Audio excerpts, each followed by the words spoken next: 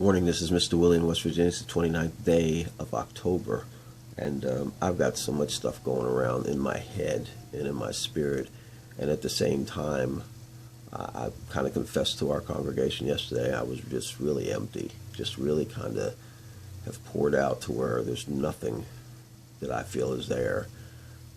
But I wanted to share with you a little bit this morning about the internal script that's running in our heads. We always have thoughts going on, and a lot of what happens when we get up and start our day is done unconsciously.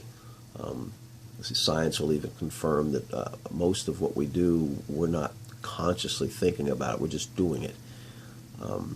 And I would dare say that most of us are thinking about things that we're not really consciously thinking about. It's almost like we're replaying something, and sometimes we're anticipating. Many of you probably lay awake at night because you're thinking about the next day and how you're going to interact with your boss or with your coworkers or with your spouse or with your children. How are you going to react to the whatever situation that you're imagining is going to happen the next day or in the next moment, instead of being in the moment, instead of enjoying the moment that God gives you. You know, God said he's the same yesterday, today, and forever, which means that, you know, yesterday he was a good God yesterday, and maybe things didn't go the way you wanted them to, and he'll be a good God in the future. But the place that you're missing is now, because you're always thinking, because you're always anticipating, because you're always trying to figure out what the next move is. And life, as much as we like to believe it, is not a game of chess. It's not a game where you're waiting for the enemy to move and then you move, or you're waiting for your spouse to move and then you move. Life is about you moving as God instructs you to move. I'm thinking about the fact that yesterday we had a guest speaker, and he just always inspires me.